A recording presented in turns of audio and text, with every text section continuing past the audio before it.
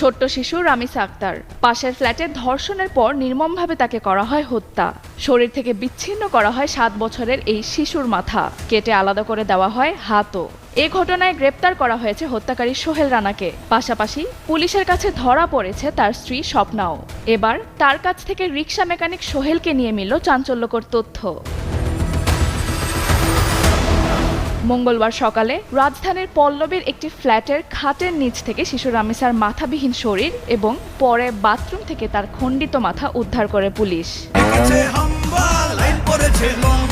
কি হয়েছে? Minister fridge কিনে হাম্বা জিতেছে। মিনিস্টার ফ্রিজ কিনুন, হাম্বা জিতুন, আরো আছে আকর্ষণীয় উপহার। স্বপ্নার বরাত দিয়ে পুলিশ জানিয়েছে, সোহেল রানা বিকৃত যৌনরুচি সম্পন্ন একজন লোক এবং তিনি তার স্ত্রীকেও বিভিন্ন সময় নির্যাতন করতেন। নিহত রামিসা স্থানীয়